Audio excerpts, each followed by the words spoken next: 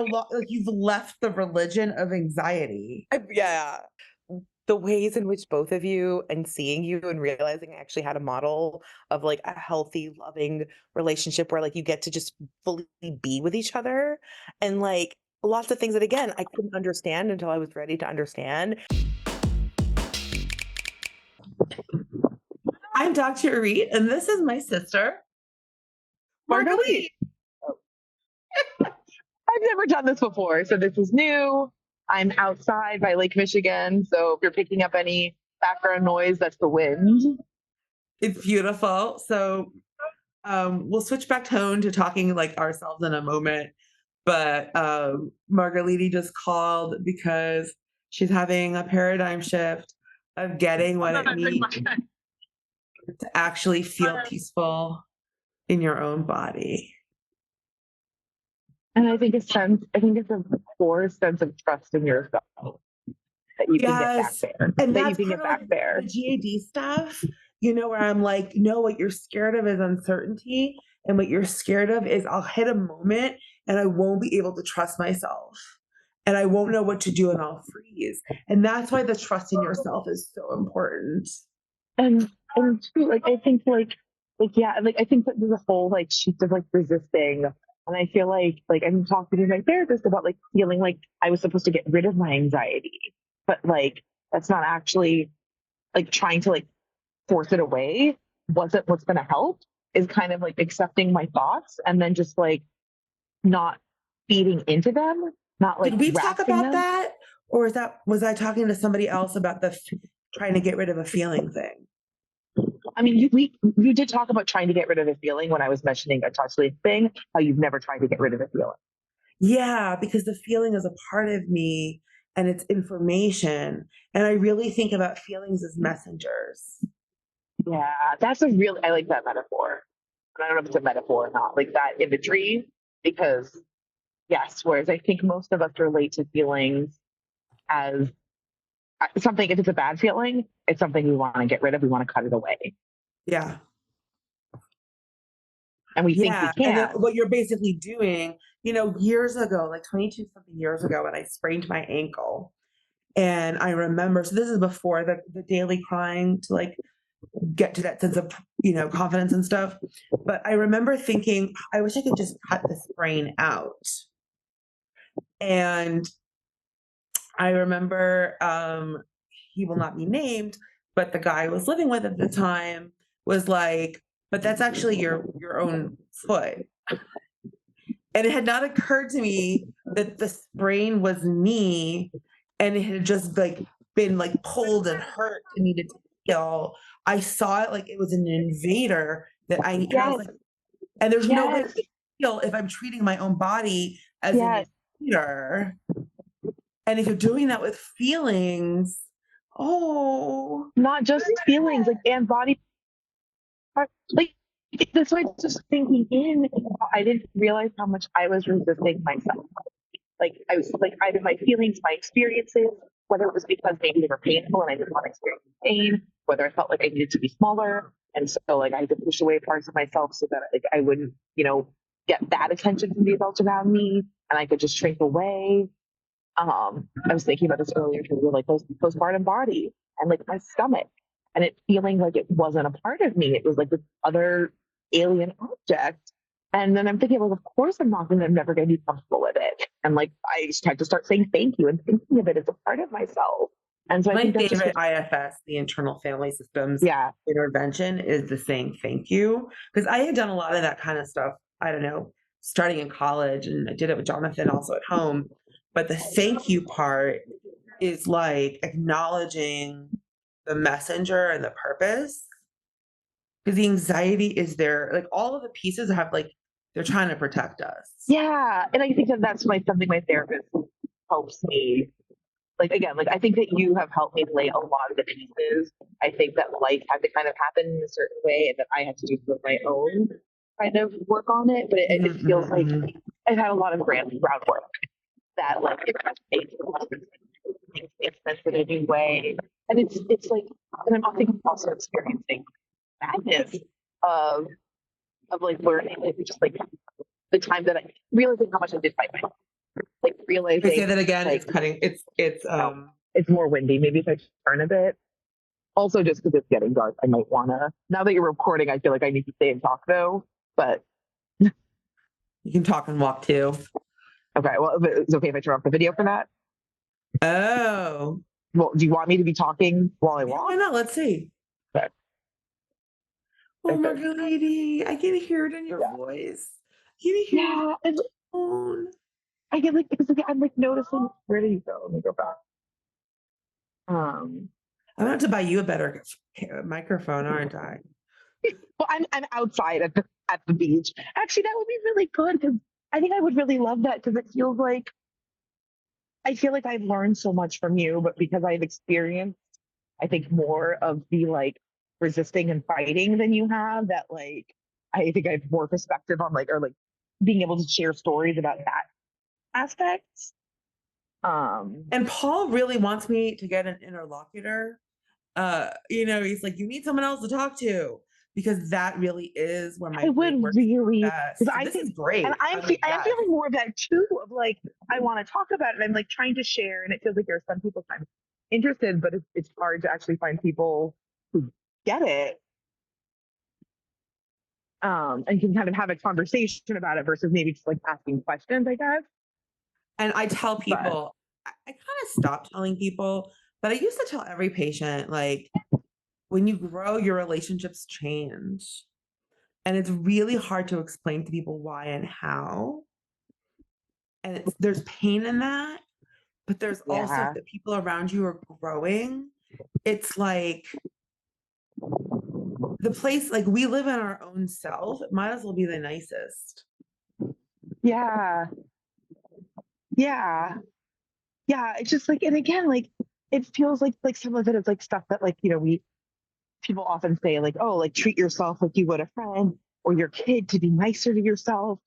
But I think it just kind of sinks in that like again that there was still always this layer of judgment that And like wasn't separation. quite being addressed. You Yeah, like can't that judge yeah, without the distance. separation. Can't Sorry, say judge what you're that. going to say. Oh yeah. Sorry, the way like separation makes it seem like yeah, that yeah, there's But I meant always a that layer of separation. separation from yourself. Yeah, exactly. No. Yes. I know that what you mean, but just Yeah. grammatically it was ambiguity. Yeah. So there's always that layer of um sorry, I just want to make sure. Um there might be a I moment I also want just to want to pause. name, if we actually end up using this at people, that my sister is absolutely beautiful. And this angle is distorting her. And it is an act of less vanity. Yeah, there we go. That Should I she is put my hair letting down? myself I record can it. put my hair down. Oh my God, put your hair down. Gorgeous, Ah, my gorgeous. glass. Honey blonde curls. There we go. Yeah, like just the judgment and like in therapy, I have been kind of like I feel like for years now, I have been peeling away the layers of self judgment and then keep finding more and more. And it feels like this is a shift again where like I'm just seeing the way that there's that separation from self.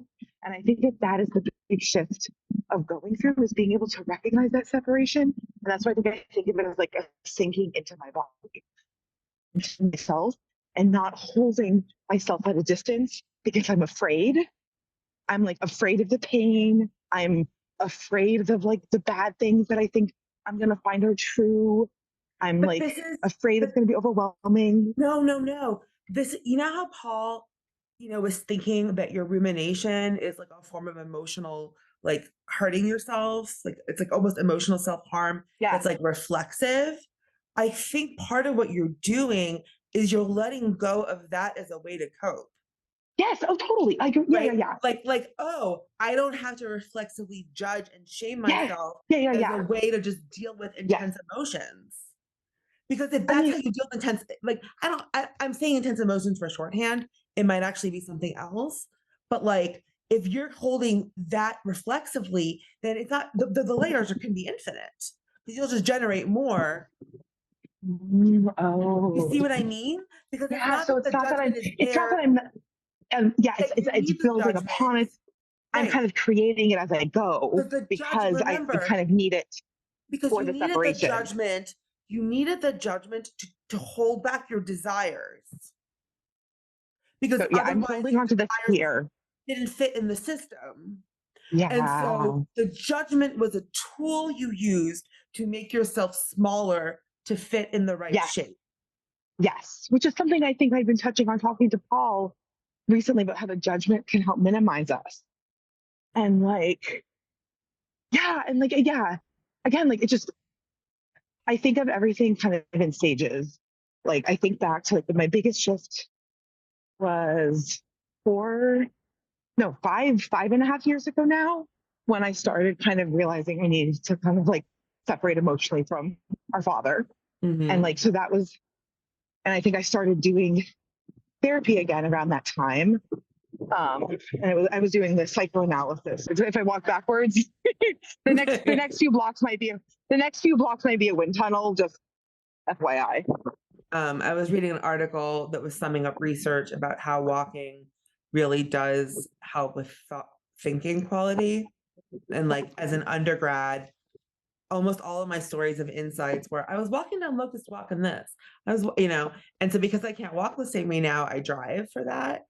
But there's something Mm. about being in movement and in motion that lets our brain. Wait, do you understand if I walk backwards or no? Oh, you totally can. I just don't know if it's safe.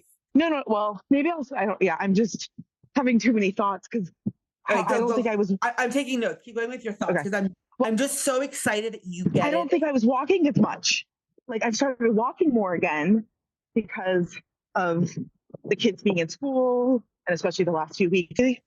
So I feel like I've been walking more. So that's why it also feels interesting. And what was the other? Oh yeah, and that my therapist had mentioned sometimes when I'm like, oh wait, I need something grounding. I feel like I probably am a little less grounded now because I'm like, oh, I do not normally talk on the phone at night. Um, like movement therapy, like doing something like the movement. I realize really helps get me in my body, even if it's just kind of like moving back and forth. And so that's something we do in therapy to help when I notice that I'm feeling ungrounded.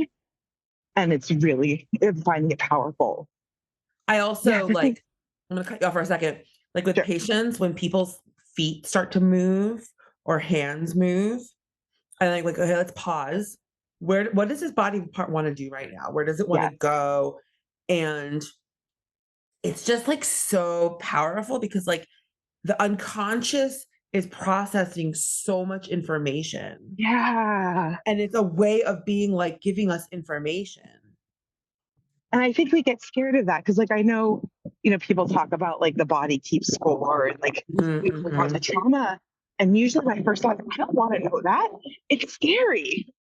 And then I'm like, but if it's true, no matter what, then like I'm scared of it just makes me like it's just something matters versus Well, you being were able to like scared of it because embrace you wanted to more. make the feelings go away. And if the feelings are embedded in your body, you couldn't just get rid of them. Yeah, yeah. Like it's this fear of like I'm gonna uncover. It's like I think also this fear of like uncovering something really bad. Like I know before I used to have a lot more fears about like the core of me is bad. And I have to hide and run away from it because otherwise I'm going to discover or people are going to confirm that I'm actually really bad and unlovable. And I was able to start undoing that with my like psychoanalysis about like realizing childhood stuff, like why I kind of internalized that message of being bad and kind of like seeing my insides as kind of like a tree or a root and like realizing that I was going to like unroot the bad stuff and like have like my own self in the middle, not these like negative messages I've internalized. You know, it's like a when you're raised by people with personality disorders, they are really struggle with integrating the good and the bad. And it tends to be they focus on all the bad or all the good. And for you to have those in yourself, right? What you were trying to do is figure Sorry, out, okay, well, I'm just still, it's sinking in. And it's like, even noticing this, like I need to pause and let it sink in. Just this like the separation and the separation is going away because I'm not afraid and I want it. I want to notice. Like I think most of us don't want to notice. I mean, maybe not most. A lot of people that I know, we don't want to notice. We don't want to be in our bodies. Our bodies feel scary and painful, and we don't want to experience that. And I'm saying, actually, I want to know. I want to know what my body is telling me. I can trust that I will be okay, even if it's painful. And I think that's a huge thing. Like, I can trust that I will not be obliterated by my pain or the feelings. And And I I think think that fear, especially for you and what you have experienced, there are a few people where I'm like, you might be obliterated, and yeah, you got to respect that. yes, But for you, it's way more painful to try to push it away. Nothing that you're going to yeah, experience is going to be as painful as the actual, because think about it, like it's like you're cutting off a part of yourself that's inherently painful. And this is why I've been really into like the Jungian language of the shadow self, and what happens when the shadow self is released and freed up and becomes part mm, of the main self. It's all the energy, all the creativity, all the it's like the life yeah, force. yeah. And that's what it's so like my other context is I like ended a relationship a few weeks ago, and I had been really stressed before I started dating again. Like, how do you know when it's time to end? And I kind of like, I was really scared of getting in a bad cycle. And I kind of had an internal shift where like I saw a pattern and I was like, oh, I don't want to like have, like, I don't want this pattern to be a part of my life. And I started like noticing the ways my body had been giving me signals that I ignored or dismissed or made excuses for. And the more I thought about it, the more it was clear that like I had been noticing things that I didn't want to notice. And so I'd been ignoring them. And it was like, it was so reflexive and automatic and deep that like, it wasn't like I was aware and lying to myself. It was just these automatic processes of not being able to look at myself, not being able to like acknowledge what was going on internally. And like that starting to shift. You know, And I didn't understand this until I started thinking about how I don't want to look at my insides physically. Like, I don't want to see my own blood. If yes, I'm cut yes, open, I don't want to see, like, I want to be yeah. knocked out for all medical procedures. And like, I find it so gross to see the insides, and doctors who are physicians are like, whatever. But doctors who are psychologists are like, ooh, let me see your insides.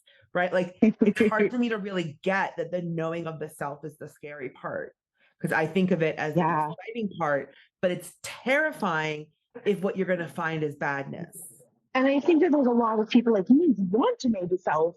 And so we spend a lot of time thinking about these things, and maybe analyzing ourselves and discussing our dynamics and our patterns. But there's still that underlying, and for different people, it's different levels, whether it's like a tiny seed or like a bigger something. But like as long as that seed is still there and there's a part that we can't look at, we are turning away from ourselves. And We I cannot think, be fully. and I think like, okay, I'm having so many thoughts too, I know because I was like, because oh like, wait, I want to talk about the relationships changing, like, and like yeah, how yeah, no, that no, but happens as you're. I'm like, I'm thinking about like times in my life where I had more shame and I didn't, like, my own past traumas that I tried to like, I'm never going to talk about that. It's a black box. And now it just seems so strange to have had that perspective. But I feel like this is connected to the thing I just keep, my soapbox of, it's not about loving yourself, it's about loving being in yourself or being yourself. Is that I'm wondering if the you have to love yourself piece is like on the same sort of level internally as the Oh judging yourself. It's like, it's still a yeah, judgment. It's yes, just saying, I judge you yes, good instead of I judge yes, you bad. And I'm it's like, that yes, judgment is the problem. yes. It still has that separation. Still Yes, has the yes, separation. yes, yes, yes, yes. Whereas that's why being, the And being is like the yes, separation is gone. You are existing. You are existing. There's no yes, yes, like. Yeah, and I think in my yes. mind I Oh my God, am I've been trying to visualizing put it words to this. as like an actual shadow. I've been trying to put words to this for so long. Like, what's the mechanism? Because I'm just like, no, because it's like, that's why I'm like, no, the loving yourself thing is not going to get you to actual blissful happiness, because it doesn't actually shift the internal experience. Yes, and that's why I forget. That's why I keep thinking of this as like a sinking in. Like I'm imagining it as like there's like a margin around my inner self. I did just squeal, just squeal. Well, it's I'm part so glad you because I did am this. walking because I'm walking in the dark right now at night, which I don't normally do on the phone. Okay, so while she's gone, I'm gonna do. I guess I should do some framing devices. So we are talking about. I don't even know how do we say what we're talking about. Self-actualization Yeah, self-actualization. and what it feels like and how to know. We're talking about self-actualization, what it feels like, how to know you're experiencing it. And what that actually means is how do you have yourself be bigger than the judgment and the negative thoughts that you have about yourself. And my sister is going through this paradigm shift of understanding that she exists in a more see all of it. The problem with talking about this and me talking about it just sounds like foo-foo fake. No, it doesn't. It's what you're describing right now, this experience, is the experience of getting a promotion on Maslow's hierarchy of needs. That is such a great title. Promotion of Maslow's hierarchy of needs. And you know what it is? When you move up a rung, the people below you do not understand what you're doing. Absolutely. They can't see it. It's invisible. You sort of see, oh, they look happier. They're smiling more. They're more confident. But you can't actually describe what it feels like to like being in your own head, to feel a sense of peace inside of you, to be filled with love and joy when you're just walking around looking at things, and to not feel imprisoned by other people's voices and should thoughts and shame. And I think it's really weird that I'm describing it more in terms of what it's not rather than what it is. I don't think that's weird at all. The Maslow's hierarchy of needs is the absence of a dominating issue, right? When you're not struggling to find food, what else can you do with your life? When you're not struggling to find shelter, what else can you do with your life? Oh, that's so true. That's so true. You graduate when the need is met. Your sphere gets larger. Your sphere of action, your sphere of being. Can you repeat exactly the language you just said? Yes. What Maslow's hierarchy of needs describes is the absence of a dominating demand. What can you do with your life if you no longer have to struggle to find food? What can you do with your life if you are not consumed by the drive to find shelter? So, what can you do with your life if you are not consumed by the struggle to not feel bad about yourself? Yes. You know, like if you're not consumed with, I can't be bad, am I bad? Am I good? Am I bad? Your world just opens up and you can just appreciate joy and beauty and like soaking it in. I'm so excited. Okay, I'm just so thrilled. I can pause recording. All right, what happens when you have a bunch of busty Jewish women talking to each other with just their posture changing? Blah, blah, blah, blah, blah. It doesn't look real. Whenever we see each other, it's so ridiculous. Like Talia will look at me and she'll be like, and I'm like, look at yourself, sweetie. And we're like, are they boobies or are they pillows? I remember reading in Stephen King and Carrie, her mother called breasts dirty pillows. And I was very like concerned about the character growing up thinking that of her body. I mean, I was actually justified. Yeah, that's true. I was actually remembering a book that you guys recommended me that I think had a very negative prep. Prep had because of the vagina? Yeah, because the way the boys were like keeping track of the girls, how they smelled, like that helped, like I think solidify in my head, like, oh yeah, vaginas are gross, vaginas are smelly, like that. But it's funny you didn't point out the fact that the boys were chasing the vaginas, and they still wanted the vaginas irrespective of the flavor of cheese versus fish. But it felt, I don't know, but it felt like they were, but it still Cheese felt and fish are really delectable. Yeah. it felt like it wasn't about the like, right, but it was about, yeah, it was about like Oh, absolutely. I had that sort of shame too. And then the vagina monologues was like, it's vagina. It's supposed to smell like vagina. But anyway, that was just I that just came up today. There was another person I was like, has anyone read this? And like someone else was like, yeah, actually I remember that part. It affected me too. But I wonder if it happened to Curtis and that's what Sinfeld, I would, and she wrote about it because it's like, you know, my patients will often talk about like a line, a thing a person will say about like, you know, what do you have under your skirt if you have pubic hair? Or one guy has like the amount of one comment, and then they're like shaving and doing all sorts of waxing and hurting that Right, but area. that's what I was saying about relationships is like it doesn't seem like fair, justified that sometimes a partner, a person in your life can say a single thing casually and someone else is like, "Oh, I'm going to build my whole life around that statement." So Like some girl in the 8th grade is like, "My pubic hair is gross." And as a result, you are like, "I will shave for the rest of my life." or a boy says that to you. Yeah. Right. So I feel like that Could actually be fits similar into what we're context. talking about the introjects, right? If we have other people's voices in our head, what does that do? What? sorry, I'm not laughing about that. I was because now I'm like looking, I was like, oh, I have new glasses coming. I can also have different glasses on screen. I know I just came back from Sephora and it was so sweet. One of them working there was like, you know, liking what I was wearing. She was like, "You look beautiful." And I was like, "Thank you." And she was like, "I love the blue and your glasses match the outfit." And I was like, "That was on purpose." I get that a lot, but it's just because I do a lot of similar color schemes. I'm like, this is my main pair. I just like similar colors. Yes, I basically decided you have warm undertones and you can go neutral or you can go warm.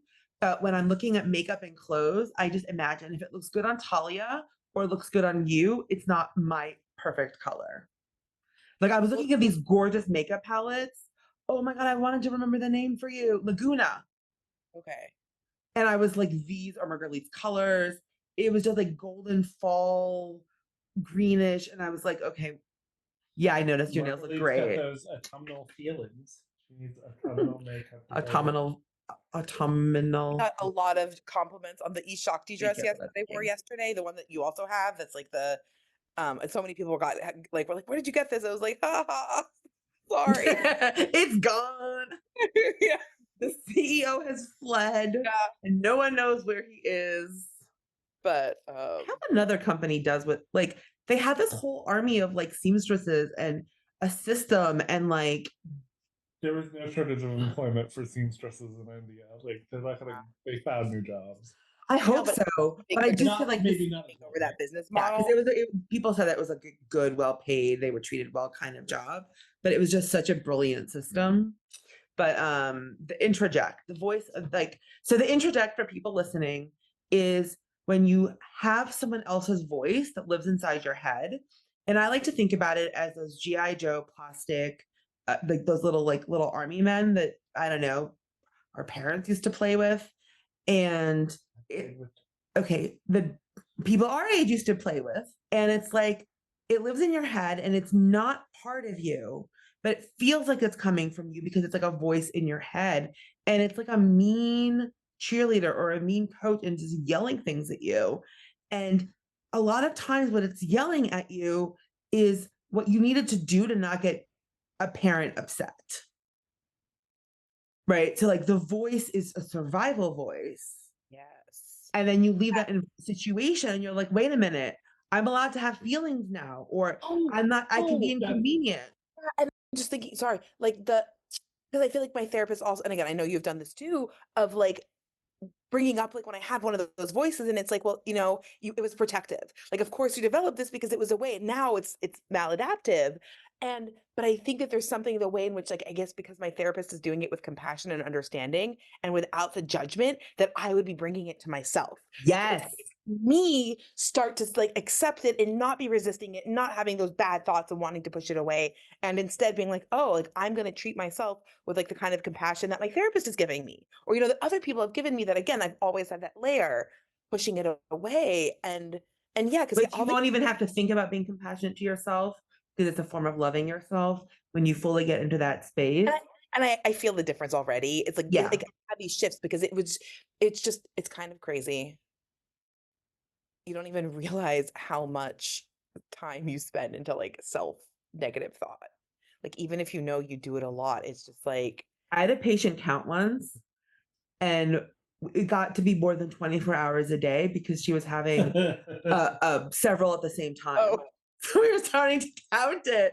And she was like, okay, this is not okay. This is a way too much time being spent. I'm like, of course you're anxious and feel bad all the time. Someone's running after you saying it's shitty wrong things. because like it feels scary. I remember like one of my like pivotal moments was looking at myself in the mirror after my like ex-husband had moved out and like thinking I look pretty, and then being like, oh, I used to always think that I needed a man, like it had to come from somebody else, like specifically male, but I can source that. I can just be pretty, like I can just decide I'm pretty. And it was really, really groundbreaking to me because Mhm.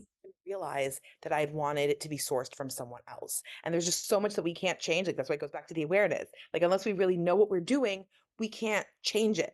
And another thing that I've run up into a lot is like thinking, I think I'm really good at developing the awareness, and then I expect the awareness to be enough.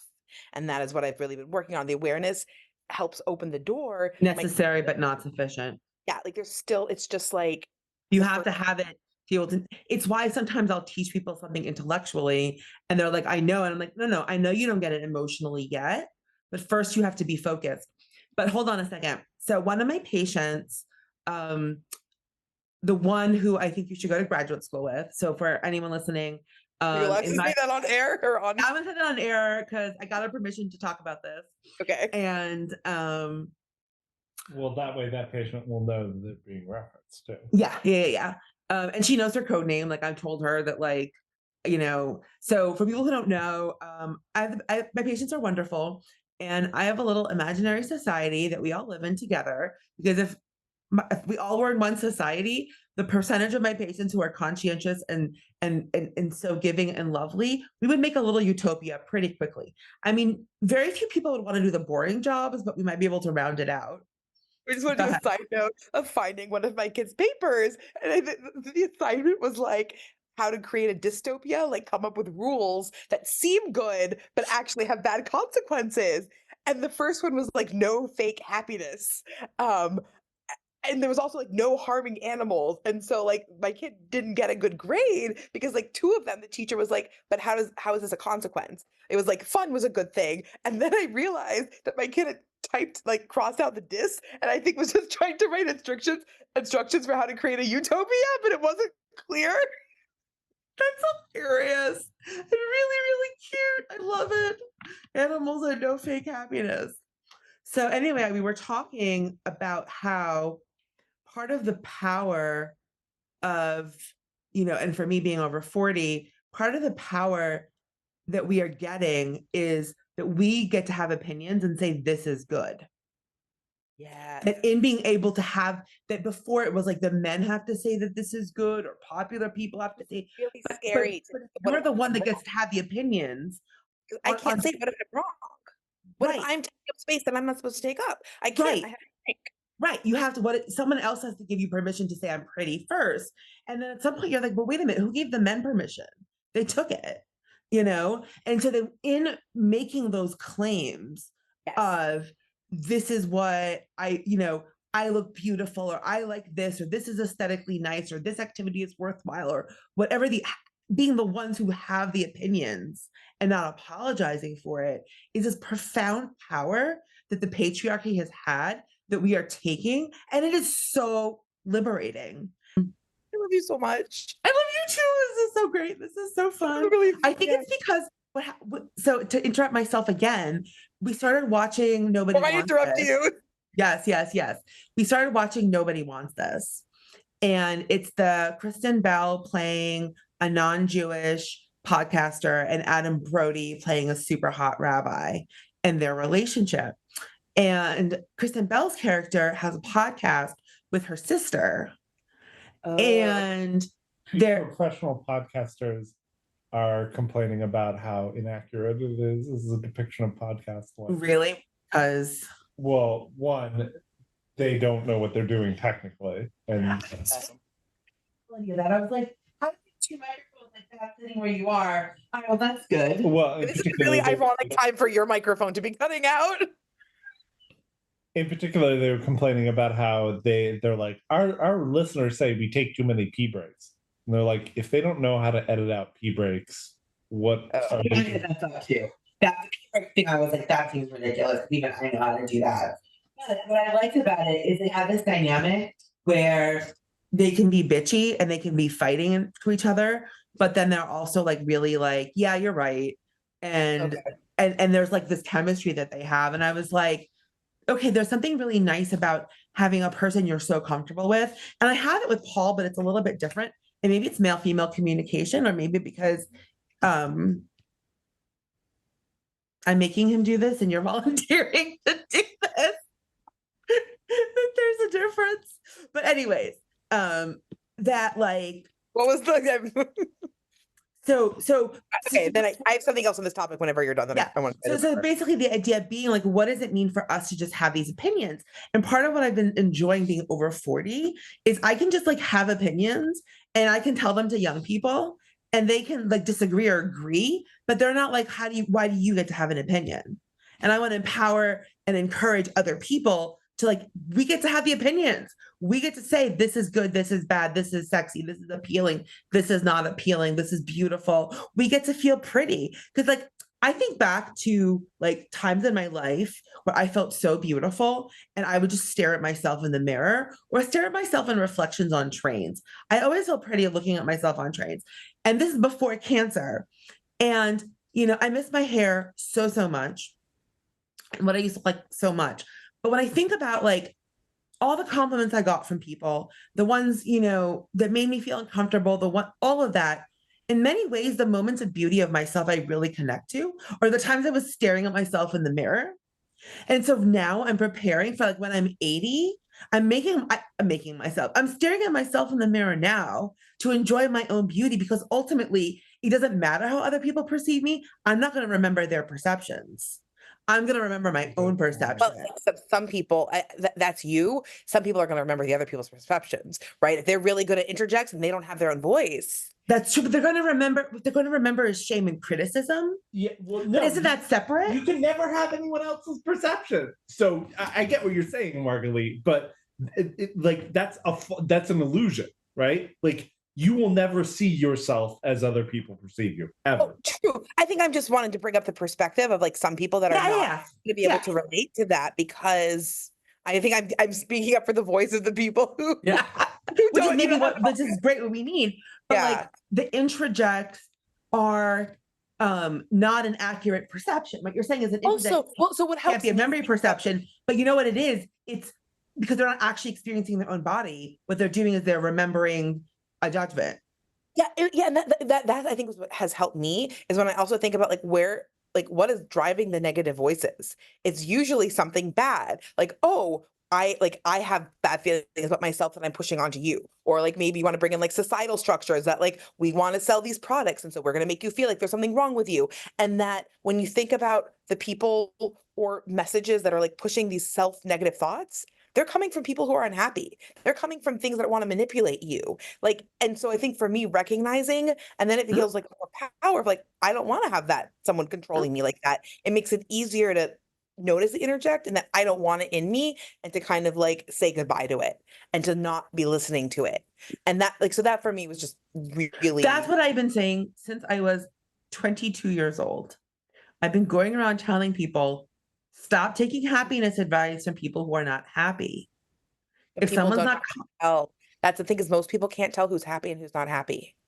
Most people, they look at the surface. I'm not going to name a specific person, but I know someone who you also know who often like feels like just takes this very surface level and gets surprised when like this person has some issues that are making them unhappy. And so I think that a lot of people just don't know and just have the assumption that most other people are happy. Like even me, who I've been thinking about this when I was listening to like my audiobook, and like the author is talking about like how many of like her clients had come, and just how most people it clicked. I was like, oh yeah, most people really aren't actually happy. Most people are Oh, of course. walking around and thinking other people are happy. Like I knew that, but it didn't click in quite the same way. Once it clicks, it is a game changer. That's why when my Then friend, it's like, yeah, like, oh, like, yeah, like, why are you? Yeah. It's just, yeah. that's why Obviously, when it's hard. Jesse told me, when I was like, well, everyone's confident. And he was like, Arit, they're pretending. I was like, Yes. what? I did. And then I was like, it's so sad. So I think the best way to tell if someone's happy or not is how you feel around them. And if you feel warmth and loving and acceptance, Sorry, you have to be able to notice what you feel, though. right? You I'm do. just gonna keep like No, these are all please do. That's roadblocks. great. Yeah, these It's are the roadblocks. absolutely, You but have this to is be where I able, get stuck. and if you do notice what you feel, you will come up with a story about why you are wrong, which is why I think some people stay with abusive relationships before they're aware. They notice things that are bad, but they have all of these stories for other people, like, oh no, but like other people say great things about this guy, or like I must be like just upset for this other reason. And it's easy to come up with stories and that again goes back to like not trusting ourselves, that separation, the not wanting to exist in our bodies because we think that we are going to be wrong and we can't actually trust ourselves. And so most people can't tell, or Hell. they're going to come up with stories, or they So might have an that's why the people who get online and say, do this and you'll for sure be happy. And I'm like, these are delusional. That's why they get followers because people can't tell. That is so, because that is an ability I've always had. I I just wonder, and remember as I'm a wondering if child. there is a way to like share it, like are there facial expressions? Like, I mean, like some of it I think is probably just like a natural perception. Yeah, Um, yeah, yeah, yeah. I mean, the I way was someone working on, smiles. I mean, what's also really validating about this conversation is why I'm struggling to come up with like specific titles for, because it's all like, the truth is to become happy in has many steps. There's just like a lot to do. You can't just be like, you know, um, but I was People are starting, tired, that's what they're going to be looking for. say that again. If people are tired, they're going to be putting like they're Right. going to look. And I can tell them what to do to make it incrementally better. But in many ways, what we're talking about now is my favorite stuff. And it's why I think that highly functional people need therapists who are smarter and more functioning than them, is because very few people have this level of just actual confidence and happiness. And I'm like, I love this part. I love this orchestration of like, you know, the self other restructuring so that there's Yeah. room for that, Can I you give know. the image that I keep seeing in my head? Like I think when you see on TV, like usually it's like someone maybe astral projecting or their soul leaving the body, and there's like like the body, and then the like the translucent. I can't think of the right word, but Yeah, like the spirit your kind of fingers body. are showing it. Yeah. And so I think in my head, and we can even notice now that I'm getting like I can feel my body like not as much as my body. So what I am imagining, it's like that like what do I call it? Like the ephemeral cells is like when it goes back into the body, it doesn't, there's like a layer, there's like an inch of a shadow that is separating that like soul part from the physical body. And so I feel like that's what I keep thinking about in my mind. Like Like the there's misalignment. yes, or like yeah, there's just like a little bit of insulation there. This like inch of shadow that is what's preventing us from like It's a actually being. great band title, An Inch of Shadow. So that's that like so for me that's like the judgment, the not really being able to like, so that's why I think of it as like literally sinking into myself, like that soul part actually sinking into my body and slowly like moving through that shadow layer I that love that image. always, so that's really, and that's what I feel like. I know I'm still kind of sinking into it. I'm not. Unfortunately, I'm thinking about nested Tupperware as the visualization of what you're talking about. You'll have to get the Tupperware copyright approval or trademark, whatever. Yeah, yeah, yeah. How do Yeah, you dissipate And, the inch of and that's shadow? what again, I think because I'm imagining a whole body, and so I'm imagining like all the parts of myself like sinking into me and So it feels very comprehensive. That barrier was everywhere. And it's, and I'm aware of it in a way that I wasn't before. I thought I was in my body. I couldn't even see that inch of barrier. And then all of a sudden I'm like, oh, and that's why it's like weird. It's like, not And that's what I but feel with other people. it's I like, feel people's barriers. I feel the tension. You know, there's a lot of facial expressions that because you know how to be in people, your body, you know how to hold more. And until we learn ourselves to hold those things, we don't notice. We can't really see. Or if we're noticing it, it's like cloudy or like opaque. It's through a cloudy window. you also, I think, have clarified for me why it's like a thing, therapists will talk about is you can say stuff. And if what you're saying, the person is not ready to hear, they will functionally ignore it. And Yes. it is if you didn't say it at Yes. all. And then maybe 2 years later, they'll be like, oh my God, some random person said this thing and they're totally right. You're like, I've literally Wow. been saying this for years. But it's like, yeah, it's like you don't actually want. And I think in some ways I'm feeling this dilemma with emotional billionaire, which is like I want to give people like little lectures of knowledge, but that's not actually what people are looking for. People aren't clarity can happen if it happens along the way. People are Yeah. looking for what? To feel better, It's relief.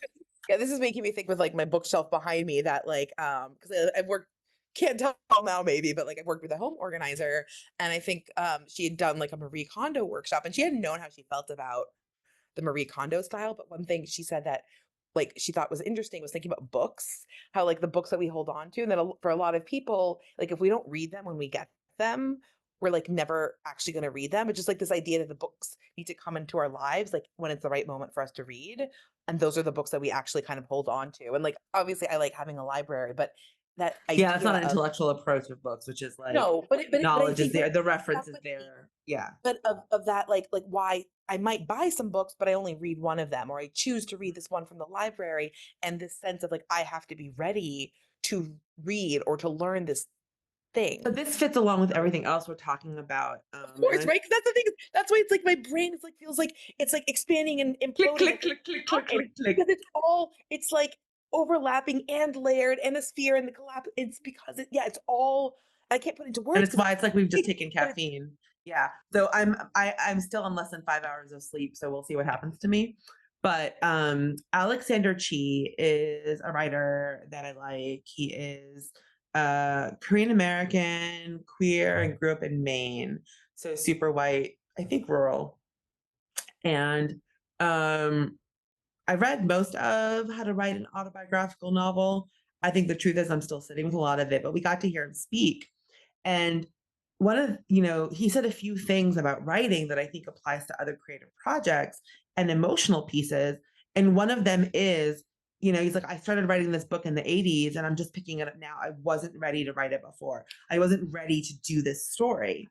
And then his other advice when you're stuck with writing is follow the shame.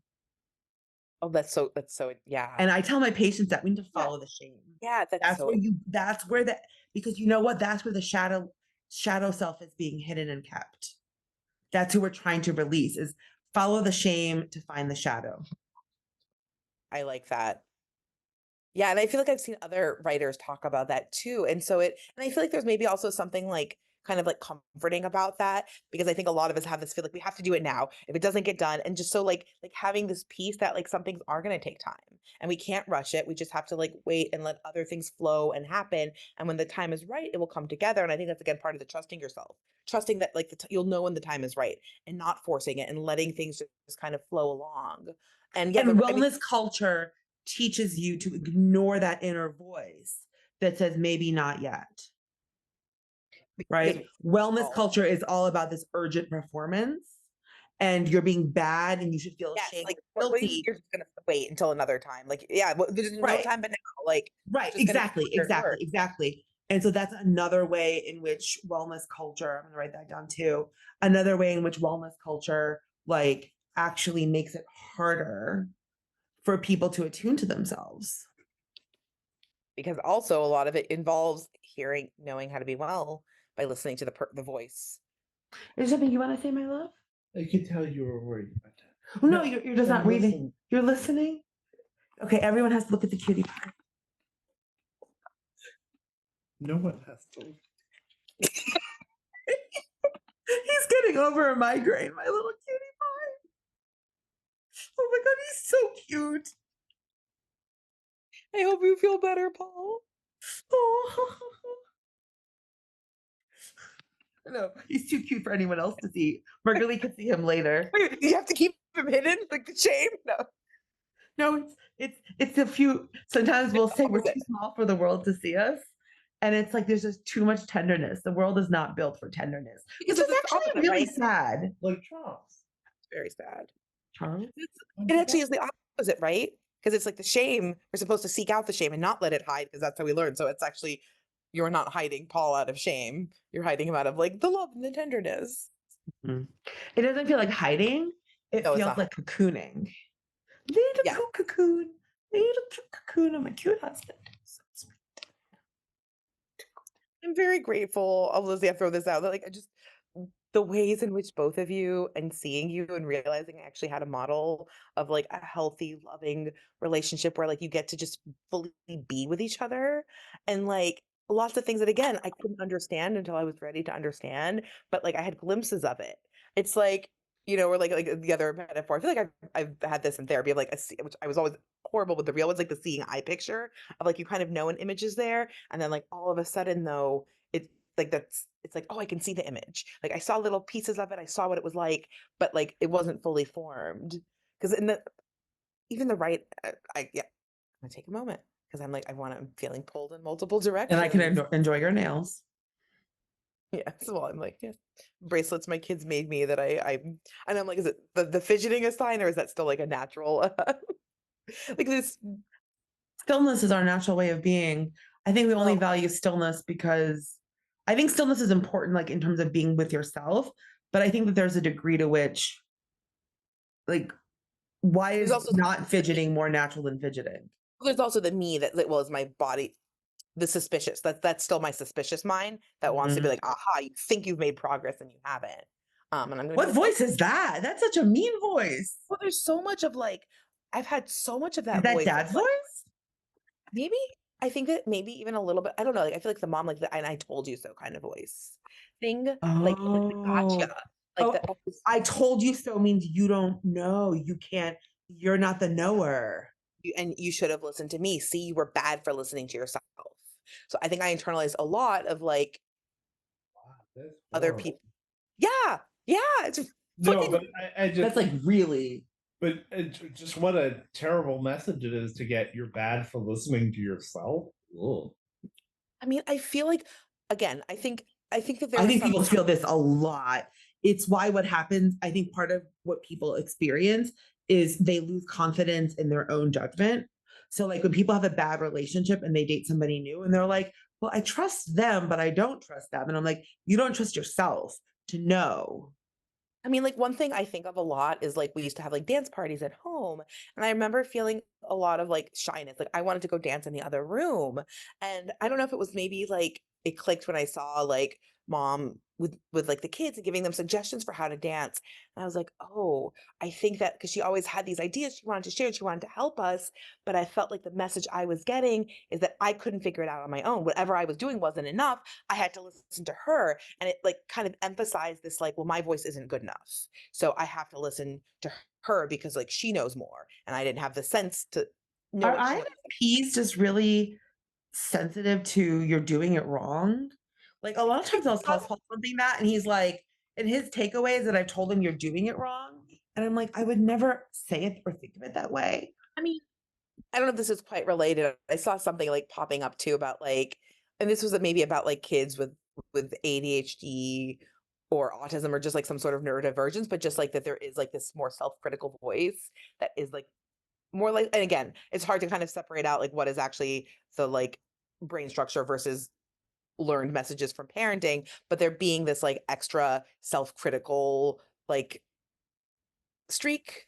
So I don't, yeah. So yeah. So again, I didn't fully engage with that, but I think it brought up this question of some of these critical voices we have, like what is learned and what is maybe there is some just natural propensity to be doing that from personality or brain structure or whatnot.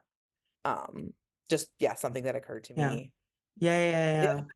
the other jumping back, because I remember when I was walking, like thinking about like the desires of like writing, and like you were talking about the author, and how Mhm. that realizing how much overlap there is between the way I feel about writing and all of these other kind of paradigm Mhm. shifts and emotional things I'm going through because of like the way that I cut out writing. Because I remember being in high school and looking, there was like a couple of people um who like actually like were like writing stories or poetry and had their notebooks I and were really like, thought you were going to be a writer when you grow up, starting in elementary, middle school. and I remember just seeing them And and I I'm remember like, thinking of you as one of the writers in the family. and I That I wanted couldn't be one of those because that was one of the few like identities we had to sort of fight for. Because I always thought myself as the least creative person in the family. to. Yeah, I know Yeah. that's the appropriate. I didn't know I was creative till graduate school Yeah, she was because like, it was more limited. It was, yeah. yeah.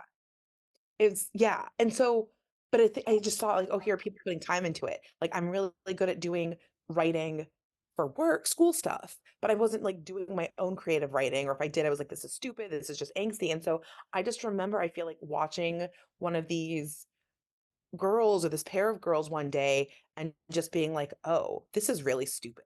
Everybody wants to be a writer. Everyone thinks that they have something important to say. Like, this is stupid. There's too many voices. Like, I don't have anything useful to say. This is dumb. And that was like it for me. Like, You yeah, oppressed yourself in that moment. yeah. And like that, You know, if you become your own oppressor, maybe you should be suspicious of your judgment. yeah, well, we've talked about before of like when I was like going through one of my shifts, like after like I mentioned, like the dad, and then like separating from my ex-husband was another, and so I became aware of the ways I couldn't trust myself, and it was kind of scary because I was learning new things where I could trust myself on some things, but I was really scared of the parts that I couldn't. And again, like how do I know when I can listen to myself, when not? And some of that time and progress and like still taking a very mindful approach to like analyzing and noticing and not just saying whatever. I think I'm still stuck on like the intensity of like realizing that I cut that out of myself. That it was like an active, this is stupid. My voice is stupid. I have nothing to say. And so it makes sense that now somebody brings it up and I'm like, oh, I'm learning that my voice is important to me.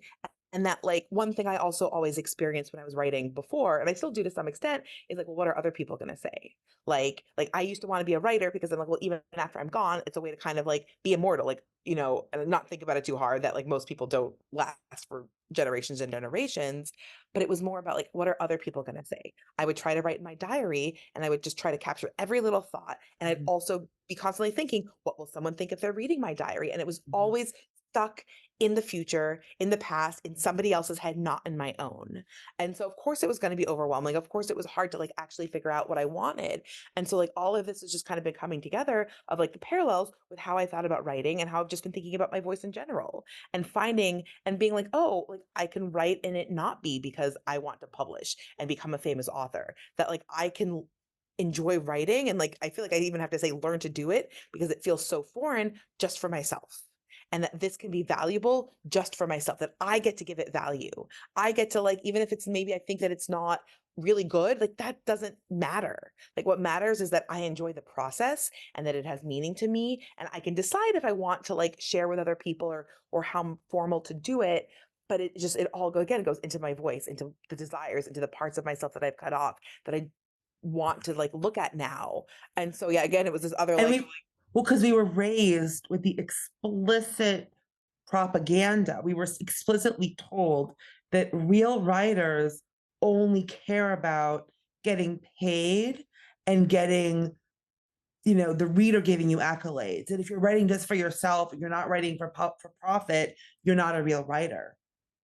And so yes. it was explicitly told. I don't think I'd realized it quite like Yeah. I yeah, mean, we would yeah. get into these It only counted conversations because I would say, published. like, but why don't you consider yourself a writer? You've written 4 novels. Well, no, because a real writer wants to get paid. And if you don't want to get paid, then, and it was just so rigid about what it means to be a writer.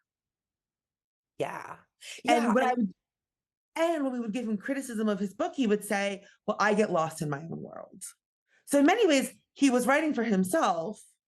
He's the Yes. audience. He just wants everyone else to love it too. Oh, like he wants to communicate to himself and get rewarded for it. Yeah. Yeah. And I think a lot of writers are like that. But the one thing I have learned from treating many artists is there's no one way to be any way to be an artist. And Yeah. the only Well- generalization I would make is for most people, creativity comes in cycles. I mean, by sort of its default, writing is permanent and enduring. But there's really no reason why writing as an art can't be like dance or music, where it's a time limited performance that exists and just disappears. So this is something I was Excellent really point. thinking about. This was something I was actually thinking about a lot a couple of weeks ago, where I realized like I kept having this feeling of like, oh, but like the moment I want the moment is not enough. I'm not enough, and I don't like this. And realizing that even when I'm like at a performance, I become hyper aware of like, oh no, I'm not going to get this moment back, or like all of this work and then it's just gone. And so there was a part of me that was still like fighting like the transient nature of some of this art forms, and like think especially like a more performance type art that you just go for that experience. And so yeah, just like realizing how even that felt painful, and because I was so future focused, and that like it felt like it wasn't enough to just be experiencing it in the moment. And so of course I'm always going to be miserable if I can't just enjoy something because I'm thinking about the future and how it's going to be lost and I can't come back. And um and yeah, where like the mindfulness is like about very much being present. And again, like I'm losing the thread a little bit. I think the main point that's like trying to click is again like No, but do you being remember enough. the Being do you enough. so somehow this moment is transient connects to I'm not enough? Exactly. Yes, go into that. Yeah, because all of our lives are transient. I think like the fact that there is this impermanence to it that like makes me I feel sad and scared that like and I this think is it's an something existential threat to all of us. yes, Like it's we like almost like what does it fundamentally matter? dislike Once it's gone, because if we're something transient. If the yes, moments are exactly. transient, we're transient, and that is And what enormously does it matter? upsetting. If like once we're gone, then what was the point?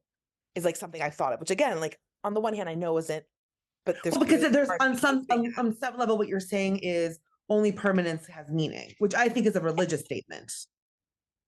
Because God is the only God is or community. Sometimes I have the sense, and again, if I think about it too long, I can like come up with arguments. So I'm trying to figure out how to engage with it without like overthinking it, because I think a lot of it is maybe the sadness. I'm we avoiding were this. just talking about I wanted your help with how to frame the overthinking piece that I'm the overthinking thing I want to film tomorrow. And we were like, is Margarita and Talia are overthinkers? So they're my example. But do you think that we were talking about does overthinking automatically connect to anxiety? Like I mean, I feel like most people. I mean, I don't know how everyone experiences anxiety. I definitely, that was another big shift for me, was realizing when I'm again, I think it was something you and Paul really helped me see. Like if I'm overthinking, it's because I'm avoiding something. mhm. And like whether it's like and most often You're not overthinking, you're under feeling. yes. I know you've said that, but again, it probably was Now hard you to get it now. Yeah. yeah. Sorry, I And so wanted to yeah. I've kind of learned when I'm in that headspace, I'm like, wait, what am I running away from? Yes. And I think with this, I'm running away from sadness about mortality and like Absolutely. limited. And that is such a big topic that it's hard, like I feel like I can't engage Well, with it. I have a rule. I don't talk about it once it's dark, so we can't talk about it now. Okay. But I'm just but thinking about when you were little and we would be apart for a summer for a few weeks and the question of do you miss me? And this sort of I think you were really struggling as a little kid with the concept of permanence and transience.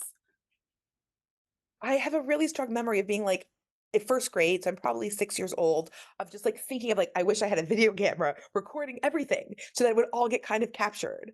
And like, and I know we have these cameras and I do it, but but we don't live our life like that. Like what we're gonna record and then sit and spend years watching what had happened before. I Yeah, there mean, was a family friend that did this, and I was like, there are people who no, but like even more than artists. Boris. Yeah, there's like Those are a not names. If you don't mind. there's like a computer science guy who like just is wearing a camera and recording his whole life. It's funny. I'm reading the New York article about from 2 years ago about a French woman, or no, I don't know if that's how you say her name, who got the Nobel, and she takes her diaries and then she turns them into novels. and focuses on these really, really minute details. And Cool, because like, whenever I read stuff that's like based on like memory, I'm always like, unless you were keeping a really detailed diary, I don't believe this was the exact conversation. Like how do you actually get these details right? Like I don't know. I don't buy this, but yeah, this sense of the moment is not enough. That there's something that makes me feel like that I am not enough. the moment is not enough. I'm not enough is connected. Yes. And the flip side because and the feeling that if I can believe like I have to feel those things in order to be present, in order to enjoy things that don't have a greater purpose other than the experience in the moment. So like you know Like like even dessert. yeah, most of life is like that. So that's why it's like again, like I'm still grappling with fully what it is that I'm feeling and believe so that I can undo it. But it's all it's like I've had two patients who, when I had them do this, were in their late 40s. And I asked them to sit in silence with me for 1 minute. And their panic rose, and they both separate. I mean, not at the same time, but each reported thinking, "I'm not going to die. I'm not going to die. The world's not going to end. The world's not going to end." Where they became this terror of that silence and the terror of that transience. And I think ticking people have clock. this. I used to hate hearing the clock ticking when I was a kid because Yeah, I'm I don't like, like it either. but like, or like falling asleep at night. Like I would try to like listen to my heart beating and be like, am I going to hear it? Is that too much at night? Sorry. No, no, no, no, no, no. Oh. I'm just like, I won't do that because then I'm like, yeah, or listening to Paul's heartbeat because then I'm like, what if it stops? And then I just get freaked out. Yeah. You know, that's why some of my kids go through these kinds of anxieties. And I'm like, look, I had all of them. None of it came to pass. And like, and again, the more removed way I am from like holding on to my anxiety, again, just feeling like the anxiety isn't actually serving me. The anxiety makes me feel like I can be prepared, but I can't actually be prepared until I go through the event. Mhm. And so like, and like I'm just wasting my time and energy I worrying see, you got it. Oh my God. control. Like You just like became like, what's the opposite of conversion? Reversion. Reversion? I Like, have like, no idea. like you were like an anxiety acolyte or like an anxiety Oh, worshiper. I think that way. And now you're no longer like you've left the religion of anxiety. Yeah. Yeah, and like it's really funny. I had like my first good glimpse Really? of it a few months ago. You've left the religion of anxiety. Yeah, I'm not You're, fully you're still gonna have anxiety. It's literal because like you're no longer committed to the idea of anxiety as the meaning structure that organizes your existence.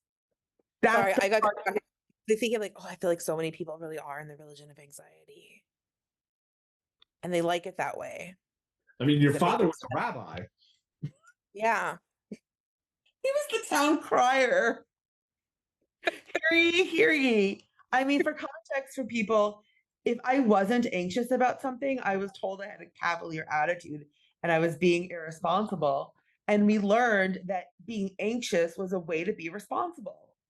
Yes. And even, as an adult, I was able to say that. And he's like, yeah, I didn't mean to teach you that. But it's a problem when you have an, OCPD, obsessive compulsive personality disorder, where everything has to be just so, and everything is based off anxiety and control. Yeah. It's and when I really want to challenge myself on this, because I've been thinking more and more about how people are scared of of the freeze response. And so we try to run through all the permutations. Yes. You never get to that freeze response Yes. moment. And I still am not sure, like there's something traumatizing about it because we like oppress ourselves by freezing. There's something maybe just innately evolutionarily traumatizing.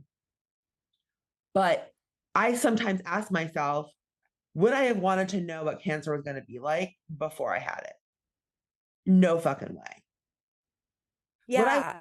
know, like, this is the last time you're going to see your hair? These are all the foods you won't be able to eat. This is your body's going to be. I mean, I do wish someone had said, go take some pictures and do some like nudes and have like portraits done before. Like, that is a regret that I have, that I don't have my body from before it was totally transformed in these different ways. But I wouldn't have wanted to know because it wouldn't have been knowing. That's maybe Yeah. the distinction. And again, it's the intellectual versus the experiential, and we Right. want like use our intellect They're not to the kind of same. tell it true, but we can't Knowing actually. it knowing it cognitively would have just been a wall of freaking, it would have been too big to imagine. Knowing it experientially, and maybe I was changed by it. Yeah, my shoulders just shrugged. So I'm just making a note. Also, I'm just shifting because I'm sitting on a hard How floor. and what was I changed by cancer? Just a simple question, you And I know. noticed sometimes being around people who are being super anxious about things that like sometimes I've had that moment of like, oh, well, if the bad things that they're scared of really happen, because sometimes it would be something I'd be scared of too, I would have just wasted the time beforehand being anxious instead of doing fun things. Like, wouldn't I have rather have done the fun things? And so sometimes being around those people when they were super, super anxious helped me get rid of my anxiety. And it always came back, Because but you it saw came the pointlessness of it in a moment. in that moment. You're right. Yeah. And I couldn't hold on to it at that point because I was still in the religion of anxiety. But now it's again, like I still feel the pull to be like, but that's how I've lived my life. How can I like leave this cult? Like I don't know how to operate without it. And that was I think about like a little more than a year ago when I think I realized I needed to do like a different kind of therapy. And I feel like and this is also with the high holidays. Like I feel like for years Mhm. when I was doing like tashlich and like the ceremony of like throwing away like your sins and what do you want to do differently. And I always kept going back to like I don't want to like be avoiding things or not doing things out of fear. I feel like fear keeps stopping me. And I realized though, like more recently, I didn't have a model for how to operate without anxiety being my driver. And I remember when I was looking for a new therapist a little more than a year ago, like that was kind of like my big question is like, but how do I operate without fear being what drives me? Like I just can't. And again, like, you know, I know you obviously, and that's not how you operate, but I couldn't really understand it. And I'm like starting to. And And in the ways in it's which we're different, you couldn't take what I was doing and just copy it. It has yes, to be because yours. again, It has to come through inside. I And had I to make can the be, and I can be choice. motivated by anxiety. I totally, totally get it. But yeah, but it's not like your main mode of like you're making your life choices based Yeah. on that. You have your wants, and I was cut off from my wants. So how could my like what is left, right? Like if I don't have my anxiety, what is driving me? And so of course, Yeah. If you oh have yeah, no desires, or like then they're stunted, and you think you have desires, but they're stunted and shallow, like they're pushed down. You haven't fully embraced them because I was enough of a no person that anxiety is annihilating.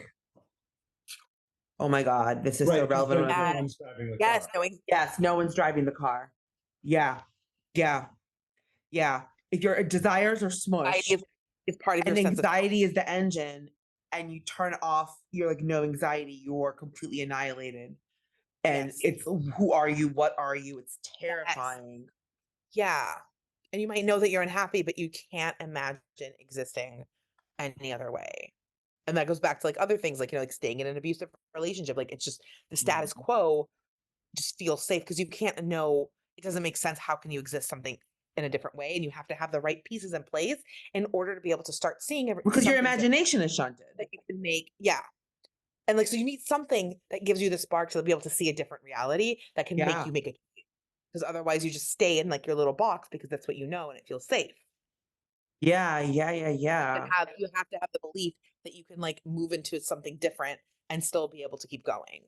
Now, to be clear, we were also raised with the explicit propaganda that anxiety is a good motivator, that disgust and shame and guilt and anxiety is what you should be using. And I remember talking about this to a colleague who said, he's a sports psychologist who said, 10% of the population can be motivated by shame, disgust, guilt, anxiety. 90% of people shut down, Very right? good. So, like, my father once, like, dad once told me, you need to look at yourself in the mirror and Yeah, think, yeah, that's too. I look disgusting. I look awful. I'm gross. And that's how you motivate yourself to lose weight. And I just looked at him and said, that's horrifying. I'm not doing that. And for most people, that's going to create a shutting down response. For a certain kind of obsessive people, it becomes so agitating internally, they have to get rid of it. And then they're like, look, that motivates, right? And so I think anorexia is another one of those conditions where guilt and shame you use as an engine. You can achieve great things thanks to disgust and anorexia. Yeah, I mean, you can exist. Yeah, You can transcend the limits of your own body. and to transcend a lot of different. That's what it's actually about, right? You're sort of like the laughter is at how horrifying it is. Yes. One of Paul's like the things he cannot tolerate is people cannibalizing themselves. And it's like, you know, was reading a story and was crying afterwards. We were talking about just like how, you know, the idea of somebody like ultimately just suppressing and dominating self-annihilation is like the worst thing you could do to yourself, you know. And for people who are annihilating themselves, are like, no, the worst I thing had felt for Paul when I was in phases of doing that to myself, and like Paul couldn't tolerate it, and at that time I couldn't see a different way of being, so it was hard because I know Paul's saying it out of love, but it would just make me feel more shut down. And that is, I think, you know, like a question of like, how do you, yeah, like that space, not shutting someone down but still helping them kind of see a different way.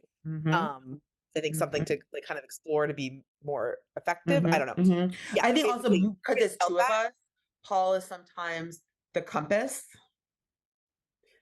and I'm like the okay, here's how you maneuver it. Well, but I actually think, just to be clear, I think I'm in to the extent that like I'm a pseudotherapist, I'm particularly not suited to treating people with like anorexia or anorexic personality types because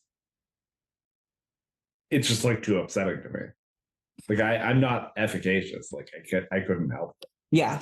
Yeah. In the same way that I can't tolerate emotion of pity, you can't tolerate that form of self-annihilation. Whereas for me, I'm like, okay, let me help you build the self, you know? And I had a patient who, And then sorry, I'm just thinking like, so Paul's inability to tolerate probably like emphasize the shutdownness because like I'm feeling the intensity of that, and that just makes me feel more like, but I can't do anything about it, but it's so awful. And because for him, it is, if he doesn't say anything or I think I'm speaking for you, it's a form of witnessing a tragedy and participating in a tragedy. Because it's like, if someone is about to like, you know, cut out their heart, you have to stop them.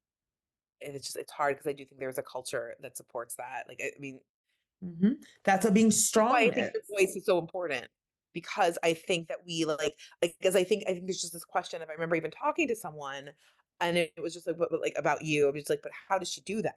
Like, how does she know what she wants? Like, what does she want? Like, needing some sort of guidepost, because I think, again, a lot of people know that they're unhappy, but there's no sight. And again, the conflict of, you have to find the right tool when you're actually ready to use it, which is why like it's difficult, because especially when what you're talking about requires a level of nuance that a lot of people haven't yet. Paul was telling me last week that he thinks my actual real genius is being really good at knowing what's going to make me happy. I'll tell you that your whole life. No, last week you said it, that you think it's the biggest one of my geniuses. Oh, the biggest one? The biggest, the most rare ability, you know? And I would say like, that's where not having kids is the one decision I feel less whole about, is because I don't know. It was just so weird for me not to know. Oh, when I didn't know what I wanted, I was more concerned with what other people thought. Because when we don't have that voice, when we're doubting ourselves, we go to other people. Yes. We've internalized that kind of like, well, I don't know. No, there needs to be some person giving judgment. Oh, there needs to be some person, there needs to be some like decision maker. There needs to be an opinion. Something in the engine. Yeah, I was thinking about it just in terms of metaphors, that like engine or driver isn't quite right, because like I think what it actually is it's like a plane, right? Like if there's nothing keeping the plane in the air, that's just horrific. So even if the engine is like anxiety or an abusive relationship, well, the plane's in the air, so but if the engine's cut, exactly right. If you just like, if you're like, I'm going to throw out this abusive relationship, then you're just going to fall to the earth. Right? Because even anxiety is a form of fuel. You know what it is? It's like the animus, right? So it's almost like anxiety is animus. Does that work? It's like low grade. Sorry? I don't know enough about like, I guess, the context of using animus. Think of it as like a life force. I mean, I think of it as like a spirit, but so like, It or, could be. or I think I'm using it, the way that I use a so lot of I didn't know words, if there was a my specific own context. version. Yeah, I no, could, no, no, no. That if we have like current or electricity or life force or will or desire, the anxiety oh, the becomes anxiety. like a cheap fuel. Yeah. Yes. Well, Yeah. it I can think move I'm you thinking of it too, forward like in direction, the like a next step. GPS of like, where are you going? Like you need Yeah. somebody to tell you where to go. And if you don't know where you want to go, somebody has to put And you can't go far with shitty fuel. that too. Except some people you can convince yourself that you can because you don't notice how much your No, tires are wearing. because you're driving 2 miles an hour, so it feels like a long time. With the I don't bad know. fuel, you're going I really, guess really slowly. I guess I'm thinking of And so, people who manage to become like successful, like resumes, like the resume CV person, mhm. fueled by anxiety. So it might seem like they are able to, they don't know that it's just the damage being done to the car. I guess is how I was starting to think of it. No, I think the real thing is they're not actually going where they want to go. We know that because they're not happy. That so the GPS, they put in somebody else's destination because Oh, I they like that. Yes. yeah, like that's one thing of the destination. If you don't know where you want the destination to go, you use somebody else's. And sometimes the anxiety can provide where the direction is. But if you don't know where the car is supposed to head, you need somebody else to tell it. Otherwise, like you're just gonna spin in circles. Mm-hmm. Yeah. I think this is one of those things that I just remember as a child being like, hold on.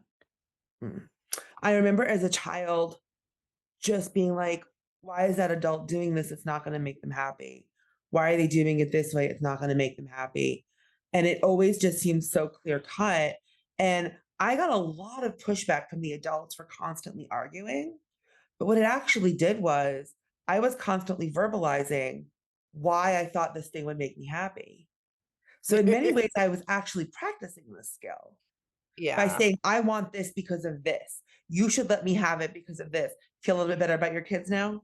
Exactly. I started Like, laughing. I'm like, oh, this sounds familiar. you know, um, yeah, yeah. And then also, like, a lot of times patients will come to therapy and what they want is a roadmap. And like, where are the exits? And I tell them, no, what you're getting is a flashlight and a compass. Yeah, I like that. And so you need to be able to see around you and you need to know where you want to go. But I don't know what the route's going to be like. You don't know Yeah. what the route, we can't control that part of it. That would be, if I give people a map, it would be so limiting on where they could reach. That means their direction would be limited by my imagination. Yeah, I feel like I had a similar conversation about like answers, right? Like it's more important to find the good questions. Like therapy is not about get like the therapist giving good answers because like they don't know like we have to decide. But again, you have to know how to trust your own voice. I mean, that's why it's also been so interesting for me because like my own experience with therapy, like I think I may have gone to the counselor in college a few times and that was just like a bleh. Like I wasn't bad match. And then I did like CBT for a while. And I remember like thinking like, oh yeah, but there was still a performative aspect where like I was really good at it. Side And so I note, was like, especially women, if you're going to a therapist and you feel at all uncomfortable, leave. You can't really do therapy if you feel at all uncomfortable. and I was uncomfortable. This guy was like felt like similar age background to our dad. And so like I wasn't actually comfortable. So I was very much like, I'm just kind of like masking and being the high performing student. I know that role. Look at me. I'm so good at therapy. And the tools helped a bit. Like I could feel my anxiety and noticing. But then once I hit something really stressful and like I'd stopped because my therapist was like, oh yeah, like I'm gonna talk about you as a case study kind of thing, like because you're doing so well. And so I ended and then something really stressful hit. Won the prize. Yeah. And then You I was got like, the oh, sticker, the student all the sticker. progress went away. And it's crazy now that like I didn't think about going. I mean, fine. It's again, it's hard because I can see both how I felt and in retrospect, because Mhm. like I got You know pregnant what was about holding you back. You know why yeah, your world was smaller. and I got pregnant about a year Because later. you And also like, felt so guilty. You felt so guilty that you felt weird about the therapist because yeah, you were because he's seeing in from his Florida. He's an perspective. authority. I can't question authority and like especially with like medical authorities, something Arit and I have talked about a lot. And yeah, like I didn't try to go to therapy again because I had a baby who was very, very like colicky and So intense. in so many situations, I really see myself as having a valid opinion to the authority. I wonder if this is true, if this is just post 40, if this was true before. But I think it was before. I think it was true before. I think in certain contexts, like certain professional contexts or certain medical was totally different. But I just feel like I have a softest image just came up. So I have a picture frame that Paul got me. Oh, Polly, look, you're flying in the air. And people can send in photos and I just love seeing it. And my grandmother popped up as I was thinking about her because, my mom's mom, lovely. We had so many fun adventures and stories, but we also fought a lot. And she would constantly say to me, "Are you their lawyer?" about my brothers and sisters. And I would say, well, if you're not listening to them, I guess I'm their lawyer because I'm just going to advocate because they're literally telling you something and you're ignoring it. And it actually affects the dynamic today. She still thinks that you guys do and say what I tell you to. And I'm like, no, I'm literally just saying louder. The mouth, I'm just saying louder what you whisper to me. But you didn't just say it louder, you were more articulate. Like I remember being very conscious, especially with stuff with the dad, that I didn't know how to articulate what I was feeling, and you could, and that's why, and like it was easier for you to have certain conversations with him. And when I started having my separation from him, and all of a sudden I felt like I was able to articulate what I was actually feeling to him, it felt like a huge step for me because it was like, oh, I can put words. And maybe some of it is again that internalized, like, well, I don't feel like I trust myself enough. I don't value my No, voice okay. enough. I think it's also okay. This is the clip this is what I wanted to get your opinion on because I want to film this tomorrow. So how many hours? Yeah. Which is the you shut down your voice because of different ways of being interpersonally punished.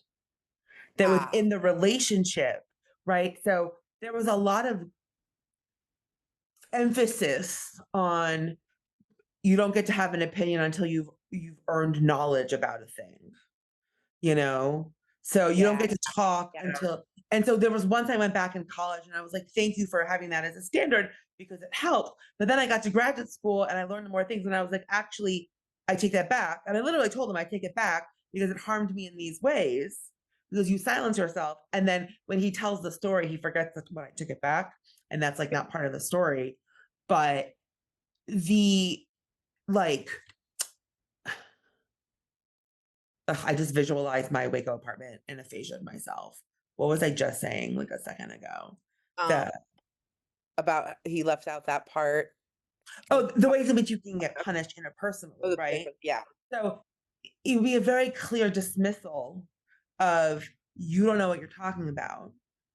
And when you were little and you would recount stories to us and you would give all the detail and he would just he'd make eye contact with me and just be like, okay, when are we going to get to the interesting parts? How long do we listen to this?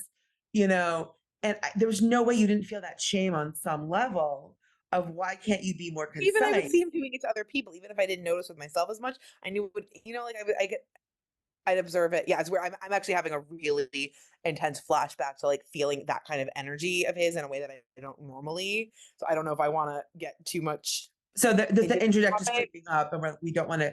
We don't. So one of the images I like Yeah. to do is like to swing back into your own mind.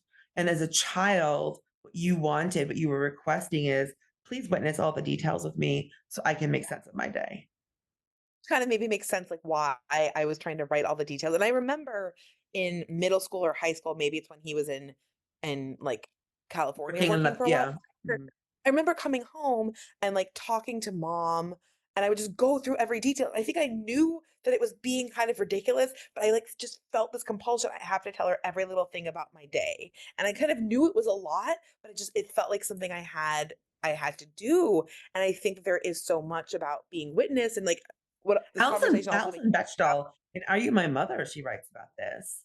She wants to tell her mother at the end of every day all the details and write it out. about. And then she had this whole ritual of crossing out what she wrote, which was super, super interesting. Do you feel like you wanted an authority figure to have thoughts about your day? maybe I'm also distracted right now with just a thought that I don't want to get into now, but to bring up because one thing we have talked about a lot is like my parenting and the way in which I've been so scared of my kids having those kinds of negative feelings that I Mhm. haven't always been able to set my own boundaries or figured out what I Mhm. want in a situation. And it's been easier for me to do that over time. And one of the key things is that I know how to make them feel heard, even when I am maybe saying no to something that I think. And so that really I think is the big difference. And I'm still kind of learning what that balance is because they have these very intense needs, but it goes back to like I am listening to what they want, unlike the adults, And the if you miss grandparents. a need one day, you're gonna Right. catch it the next. Because But like at they least they, know they that you know that wanna I'm hearing know, them. They know that I'm hearing them and which is and that you different. want Hold to no. hear them. Yeah. And they And that's also know something, that I want to hear them. yes. And yeah, something I feel like is good to get back into because I know that I'm not the only parent that has struggled with this kind of stuff. And like, but yeah. So what was the authority figure to have thoughts about my day? Yeah, I mean, for me, it goes back to because I wanted to feel seen. I think I just like, and like, I feel that now, like how much of me just Oh, Paul's right. Do you hear what Paul said? no, Permanence. the permanence. Actually, that actually makes sense because I've had that thought too about like, I actually was talking about this in therapy. I forgot I had this like I need to be witnessed by somebody else. It counts only if it's witnessed by somebody else. The whole I am not enough. That was the whole Oh, I that makes so much maybe I need to sense. go through my therapy notes with you. Because it was this that's why part of the I am not enough in the moment is somebody I need somebody else to witness it so it counts. So that's why the me is I want it to be enough that I'm experiencing this, that I don't need to have somebody else noticing. Um Amen. Whoa, but I'm Megan, really trying that's to. huge. Like when I went to the beach today, at some point I went to be like, I'm gonna take a picture and send it to a read. And I was like, no, it is okay if I just enjoy this alone. And afterwards I mention it. And it like little things like so it And just then like I little things. co-opted your beach trip and was like, hey, let's record. No, it was perfect because it was getting colder and I was maybe gonna sit and just text people. So it was actually perfect. But yeah, but just like noticing in me when I start to have that agitated feeling of like somebody else needs to do this with me and be like, no, I'm going to choose to like believe that I'm enough until I like fully feel it and like experience like and again, so much of the stuff like, the creative stuff that really is I think about the process and the act of doing it that for me I was like, oh, this is stupid. Unless you're gonna be like making money and really famous, what's the point? So that was really me just cutting out that desire. And yeah, just shifting it differently of like, oh, I want to just exist. I want to be, and that is going to include doing stuff that is just in the moment and like I can share it sometimes, but also it's okay if I don't. I don't have to be rushing. And it's still hard. Like there was some really really cool um rainbows in like the mist yesterday like near the beach where I was today and I just like kept taking videos and I tried to find a balance but it also felt so cool that I knew I wanted to kind of share it but I was still at least aware of it in a different way and again I've had this with the I'm kids of watching like your face and I'm watching your forehead, and it's getting a little doing weird. funny things when you're I can tell it's getting describing weird. what? I can feel it. I can feel it. Yeah, you're getting weird. And but it only the response gets weird when you're describing the external thing. And I'm wondering if that's because you actually don't want to describe it. You want to keep it to yourself. Maybe well, I don't know. I think as I want to share. I think there's a part of me that it was so pretty. I did want to share that because I knew other people could appreciate it. I think I am still struggling with my desire to, especially with my kids and being witnesses. Like I want other people to be able to see their cuteness. And so a lot of times I do get in that other mode because like you don't get to see them in person. I'm like, oh, I want to take a picture to share with a read. And so for me, figuring out that balance between like being in the moment and like not feeling that compulsion, because that's why I think it feels like a compulsion. And that's why I think it feels bad. Compulsion, yes. And remember, if we were raised by someone with OCPD, we're also taught that compulsions are our friends. I did have really good progress today. So I noticed recently, and I don't know if I was always like this, but the whole like people don't like stepping on the cracks. And like I know nothing bad will happen, but I realize that I'm like usually looking down because I will feel unbalanced if I step on the crack with one foot or on like Mhm. the bumpy part, I want to do it with the other foot. And so I'm usually looking down. And today, it's like can I mention books by name? Mhm. Like I'm listening like on audiobook to like Oh yeah, radical acceptance, absolutely. which Especially I psych think books. Just name if you can yeah, say the I author think too. yeah, Tara some but Brock, I think. Um, and so and I like the audiobook too because like the narrator's voice is very soothing and I think it really helps. And a lot of it again is just like bringing in stuff that like I've been kind of hearing from my therapist and it just kind of coalescing in a new way. And I was like, yeah, I don't like looking down at the sidewalk. I want to be looking forward and out. And like, so what if I'm not looking at the cracks and I just walk? And I was like, oh, and it felt really empowering of like, oh, I can do this. Like maybe I notice it, but I can also know it'll be okay. Like maybe I feel unbalanced. It'll be okay. Like I can start noticing something else. And that felt huge because it was the kind of thing I don't think I was always like that. But once I noticed that I was it felt worse. And I was like, oh no, I can't be unbalanced. And so to be like, oh, I want to let that go. I don't want that compulsion. Like there was a a game that I was playing that I really enjoyed with my ex-girlfriend, but then again, like I realized it was feeling like a compulsion. I loved the game, but once it felt that it wasn't fun anymore because it didn't feel like a choice. And so I was like, I have to stop playing for a while. I need to make sure that it's like a choice. And so noticing stuff, like I still have this is, like my weird quirk. Like I've often felt like my ideal AC temperature would be this like odd number because when it gets too high, but I feel like I can't. I can only put it on even numbers. And so I've had this like distress where I was like, I should just be able to just do it. Nothing bad is going to happen. And it felt like this thought. And now, I mean, it's cooler. I don't know if I need the air conditioner, but What number like, did you pick? well, no, I feel like I shouldn't say because we're gonna be like, that's so hot. It's a window air conditioning. I usually set it at 78 or 76. I don't understand how I'm not burning because if I set temperature outside, I'd be dying. But indoors, because maybe the airflow is right there, I'm okay Yeah, that's inside. shocking to me. That's why I Yeah. was like, Well, no, because you're like, I mean, I don't know, I'm I'm dying a weird in the one. 70s outside. I'm miserable. Like, so I don't understand the inside difference, but Yeah, because I found out that my temperature that I love is the exact range for asthmatics to breathe. And like at Talia's house, I can tell when it goes from 71 to 72. Basically, 68 to 71 is my sweet spot. and I wake up, so I would wake. So I usually use this again. This year I started doing it differently, but I usually use the eco setting that is supposed to just go on and off when the Yeah. temperature.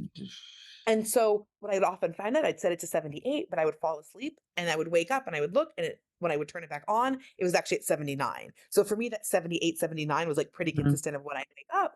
And it's because it just wasn't actually registering. So I was like, well, if I put it to 77, maybe that would be enough to register at 78, but I couldn't do it. But maybe now I could. Department of Like, Energy says that 78 degrees is the sweet spot for energy efficiency with air conditioning. Mhm. but it wasn't kicking in. And then this year though, I was like, this is Well, that's why I won't do eco. No, I don't do eco. It's funny. I just thought it was so stupid that I could Google what should I set my AC to, going back to like preferences, and like there would be an answer. Like, why should there be an answer? Everyone should get to decide. That's what Dad kept our house at because it was cheaper, and I was miserable. I just like I it's think like if it was central air, I'd probably feel different. I think that if there's something because I'm gonna it's, like, stop. right This there in a actually small boring. room. I want to stop. Sorry. I'm sorry. Apologize. I don't want to talk about the details of our air conditioning. That's That wasn't my yeah, I mostly think I feel like I should I can justify tell it. I'm getting tired and I need to wind down and I need to decide what I'm doing. I probably tomorrow. need some sleep too. And I I need don't have your stamina for graduate seminars. yeah. Yeah. Yeah, the main thing was just recognizing compulsions and recognizing that they feel bad and kind of giving them less power. Of like, Yes. the feeling of like, well, something bad's gonna Well, happen. it's demystifying. It's, one of my patients was talking about this. He came in with like OCD kinds of thinking. And one of the things I said to him was like, you just love people in your life so much and you don't know what to do with love and it's starting to worry about them. But magical thinking, when you challenge magical thinking in both directions, it helps. It reminded me of one of the other stories that I started saying that I didn't finish, but I don't know. I think that maybe before we were recording, so I will I'll save it. Oh my God. Oh my God. Yeah, because now I want to talk about at some point about compulsions and like I know. I was like, Like, this is why I miss you. Right. That's why you've been like read and talk to you. And I'm like, I know I've just been in this physical flare up and I've just been on a vibrating bed with a heating pad on my stomach. What and can you hear the undergrads outside? No. Yeah. Is that compulsions are useful when you don't have control and things feel chaotic.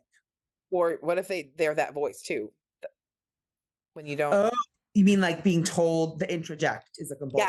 Yeah, or kind of, yeah, like we were talking about the GPS of like, if you don't know what you want and you don't have somebody else telling you, like the compulsion is kind of this like in between where like it's you, but it's not really you.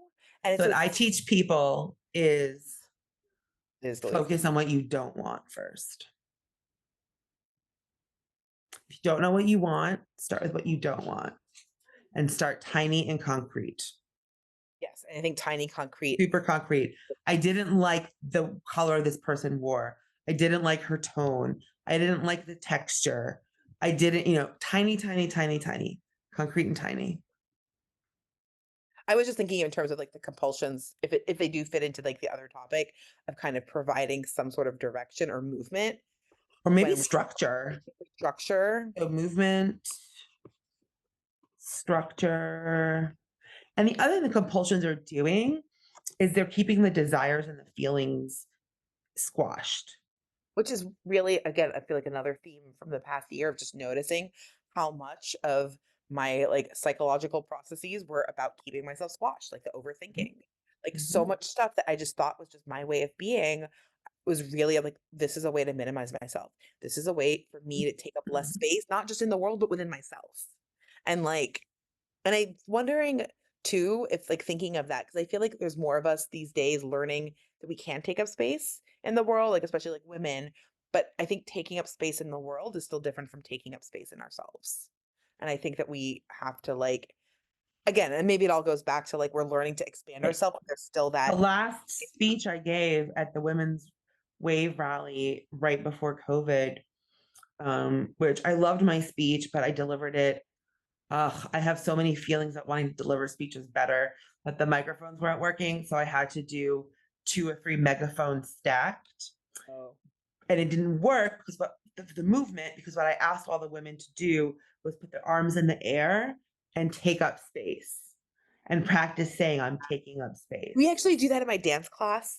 There's like my teacher loves like doing this thing where we like raise our arm, we lift up, and like it's like very like physical, like we are taking up as much space as possible, and it always Because feels. if you watch kids' bodies, they use the 360 directions and we don't. We like stopped. Yeah, And that's a problem. this is so exciting though. I know, this is so fun. Like, also the Okay, can I contrast, like just show you I've the gone through so notes many. that I have taken during this conversation? I'm just like, it's like just like a week ago or earlier this week, I was crying about feeling like I'm just so stuck in the sadness. And when am I going to get to the point where like it feels like I'm pushing through it? It feels like every time I kind of name that I'm being stuck, then like within a few days, I'm like, oh, I'm not so stuck. I know, it's so great. We're not actually in quicksand. All right. We talked about so many things. This was amazing. I hope that you're willing to do this again. Yes, This is very much so. so fun. I had I something. I can't had wait so to much see- fun. I can't wait to see how it comes out, like editing wise and like all of it. Like we'll see what we can do with it. I'm hoping. But this was amazing. I really, it's like when Paul and I do our podcast, we say we love our dynamic. And you and I talking, and I just keep thinking I love our dynamic. And also when Paul joins in and I like seeing you grow, like I used to change your diapers and hold you and wash you and cuddle you and tell you stories and teach you about honest, it's just like our relationship I is so remember the special. honesty conversation. I remember stealing from you. I do remember some of the like being older and getting like bath times. I don't remember the diapers though. So yeah, I'm glad you don't remember the diapers. I don't remember the diapers too much either. I just remembered, I know that I did.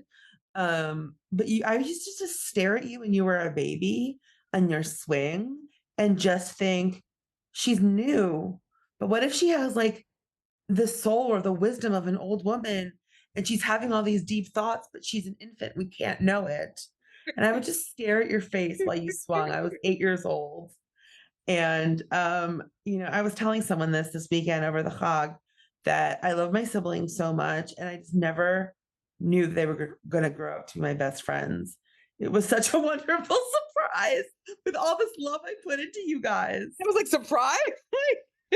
I mean, was it's because totally it's a surprise. surprised. I mean, sometimes it's a surprise, but I also like I was just talking to someone today about siblings. More because it's been decades, but like, well, decades. but like, No, but you're 30s. I You're feel in like your because 30s, so it's been like a decade and a half. But I think that you were a really good influence in helping us learn like the Mhm. communication and connection with each other that were like a really good foundation. I guess we got lucky that like personalities are Mix, good yeah. matches. And it was a very explicit, like, I remember being 9 or 10 or 11 and thinking, I watched all these sitcoms and they were cautionary tales. And I was like, okay, we have to consciously build our relationship. We have to explicitly build trust. We have to talk about things. We have to work together. It was such an intentional, like, I'm just for, thinking for a child to be that intentional about yeah. this sort of thing. Like, I'm so proud of little me. And I'm proud and grateful to little you. I'm also grateful to her too because she helped me build this amazing life, but also like what a wonderful investment. Like I did not think it was going to pay off like this. I don't That's know what true. I thought. That's true, isn't that- But the good and the best investments are like going to be the ones that are unexpected. I'm just laughing too. I'm like, if we keep this up and like people get used to, I'm like, I'll have to share some of the more like humorous bad interactions that we had. Oh, between us? I don't think they're maybe as funny to share at this point. It was just like I thought you were going to talk about like if we, dating and all the dating on the TV show. A big part of it is all their dating adventures and oh, crazy things that happen. So it was making me think of that. But yes, yes, yes. Yes, there was the time Margaret Lee pushed me into a wall. exactly. That's what My I was butt thinking. made a big hole in the wall. I was gonna save it for like when there's more. I don't think that story is actually that exciting though. That's why I'm saying it now. Well, I think it was given that I was like 5, right? And you Yes, were, and I was 13. so that's yeah. Yeah, Uh, but also because you pushed me, I wasn't gonna fight back. So now that I think about it, but yeah, that was really hilarious. You were so mad and so cute. I remember being so mad in a way that maybe because I could like be mad around you, you were a safe person to be mad at. So I'm probably feeling Mm, maybe more of the anger than I was used to experiencing. that makes so much sense Because I because remember I being don't. weird, I would normally get mad at you, but then probably there was Mhm, something that triggered it that, oh, I'm gonna be so mad because I mhm.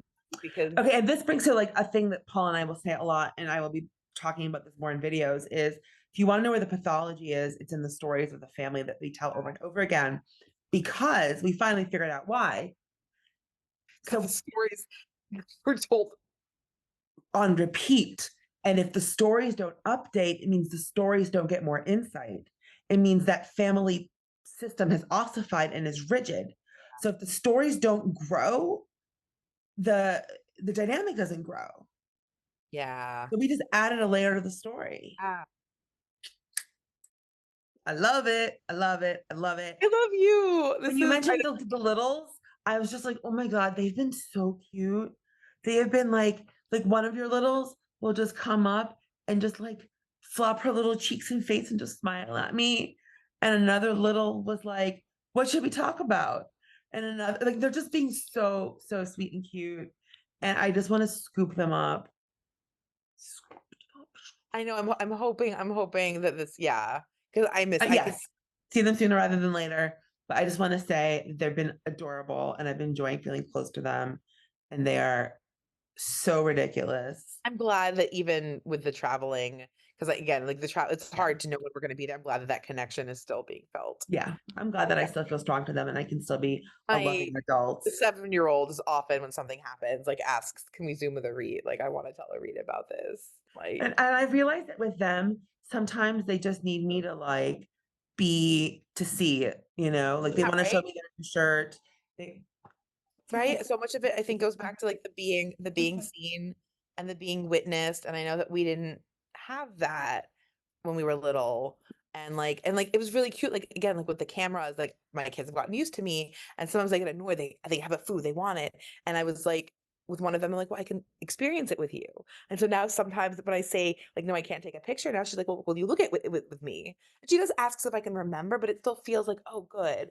She's Like and so, asking for to be witnessed. exactly. And And I want to do yeah. And so they and just they need to have a greater sense of permanence and internalizing that safety so that they can have more separation so that they can go and explore away more yeah, away from you, but for them to know that they can request to be witnessed, which is what I love about my relationship with Paul.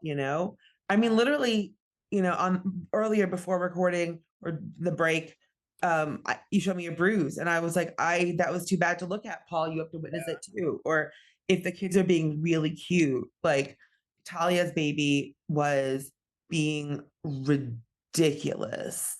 He is now in a stage where he wants people to read to him. And so he takes a book and then, and he'll just say me. So he'll go, me, me, me. And me is his way of saying, read to me. And so he'd ask to read to Talia or to his daddy. And then we would say, we can read to you. And he would go, me, me. And the amount of words he knows is ridiculous. Like he actually said, open the door. So we're doing close, open, and he can tell the difference between trains and trucks and dump trucks and other kinds of trucks. I was like, I don't know what the difference is, but I was just like, Paul, you have to witness his cuteness. And Paul read to him, and I was like, okay, now I can tolerate it, and I totally get the desire to witness. And I think that's one thing that's like a harder thing being Because you're an introvert who does extroverted processing. and yeah, not having that. And I realized again, like back to desires, is I think with my ex-husband, I wanted to be witnessed, but he wasn't capable and I didn't know how to ask. Or maybe I asked and then it got shut down over time, or like, and again, I also think that we pick up with maybe someone says that they're witnessing it, but if we don't actually feel it, it doesn't count. It doesn't like meet that like desire. If a person thinks that they're thinking about it, is not the same as them feeling it with us. Yeah, which I think, and again, I think that that's something that you had mentioned to me before, and again, I didn't quite understand the difference until like I experienced it. Like, oh, right. This also goes back to patient who you need to go to grad school with, because I remember we realized that her then boyfriend was a T and not an F, was thinking, not feeling, and so he could describe what she was going through, but it didn't make her feel like he was witnessing it. So she wasn't getting that same feeling of being seen. Because like, oh no, I understand. And it's like, no. I don't want you to understand. I want you to feel it with me. Yeah. Well, now I don't want. I'm like, well, then how does all of this apply if you are a T? Does that mean you don't feel in the same way? I think the witnessing needs are different. Maybe. I think I'm getting too tired. I think now. Yeah, I'm getting too tired too. All right. This has been so much fun. This is how we and all conversations. Thank you for suggesting it. I'm glad that I was like, well, why not just do it then? I know, it's so great. Yeah, I'm gonna leave up look really pretty today. That worked too. I love you so much. And also Shana Tova. Shana Tova. Wait, I love you too, Paul. Bye. Night night, Marcolini. Nighty night. Bye. 4 minute. Not on the video. I should also say, like and subscribe.